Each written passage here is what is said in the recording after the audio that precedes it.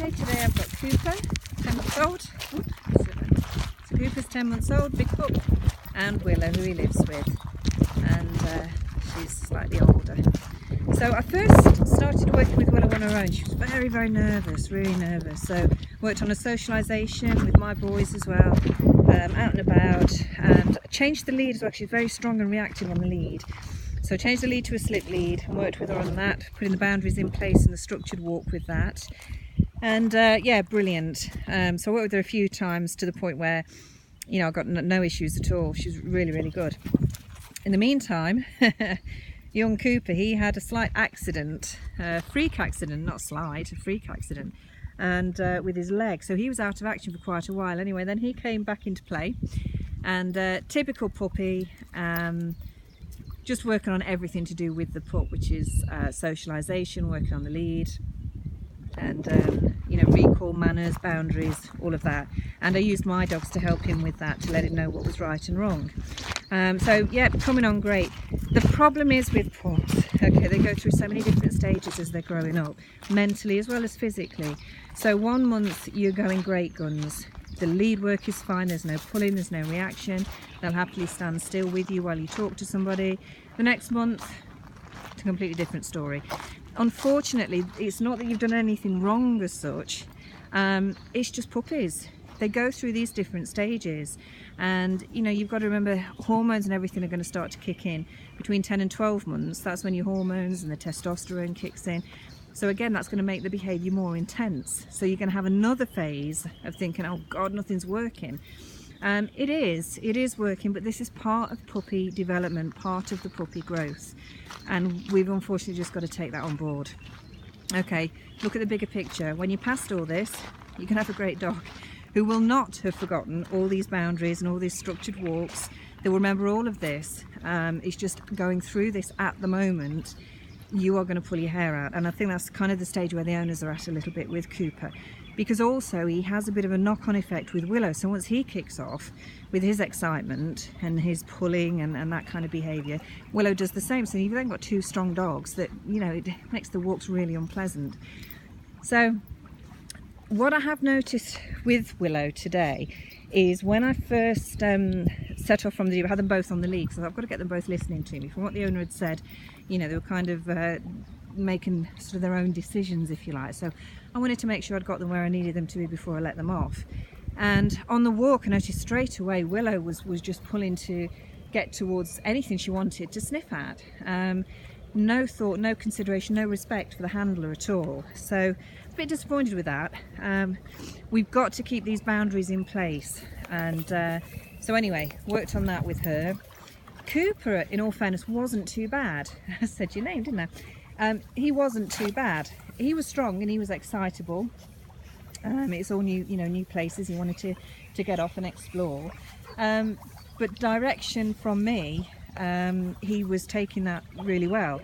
It was actually Willow that was more full on, and so yeah, worked on that for sort of 10 minutes or so on the lead with them both, and Cooper still remained strong, but nothing over the top, just eager puppy strong. And you know, Willow did then calm down and start to pay attention to me, which I expected that from her more so than Cooper, because Cooper is still a pup. So we got her to where we wanted to be. So then we set off into a field where I could let them both off. So what I needed to see was their play with each other, because Cooper gets quite strong. Not as bad as he was jumping on top of Willow and mouthing her, but there is that little bit of that. So so I had to let them off so I can, you know, see what happens with that. And Frank does that with Roscoe quite a lot, and I'd step in and just give them the ch sound and let them know that, do you know what, that's not actually the way to behave, it's not the way to play. So he did it a couple of times with Willow, and I just gave the sound. Now when you do the sound, it doesn't mean that you're going to get the recall, they're going to come back to you and sit next to you and everything stops. You're just letting them know that's not what you want. They can continue playing, but not to that extent. So like I say, it's not tricks, I'm not teaching tricks, I'm teaching the mindset. And this way, this way, that's better.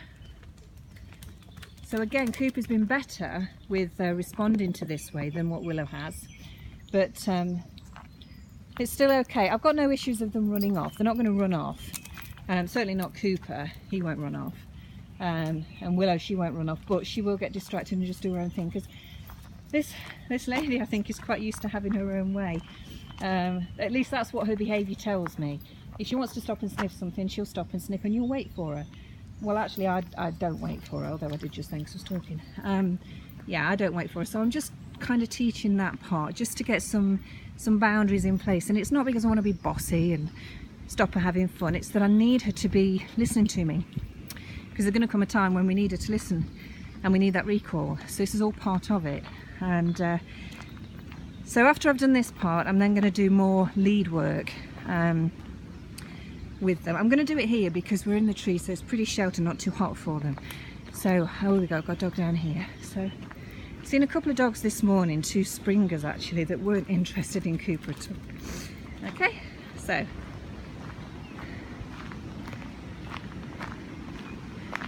morning.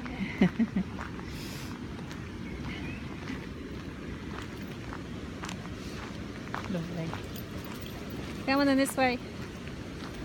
Beautiful. So you notice at that point, when it comes to that socialisation, that meet and greet, I don't speak. Okay? I can see with the body language of the lady and the body language of that dog that everything was fine. There's no socialisation issues with that dog, so you know you can relax more. Shh! Hey! This way! Good. Okay. I think people over the weekend have had a great time with barbecues, but for God's sake, guys, pick your mess up. Jesus. So, yeah, socialisation, there we go. So the other 2 springers that I saw this morning, they weren't interested at all. It was kind of pretty much a similar response to that dog just there. They were doing their own thing and they weren't interested.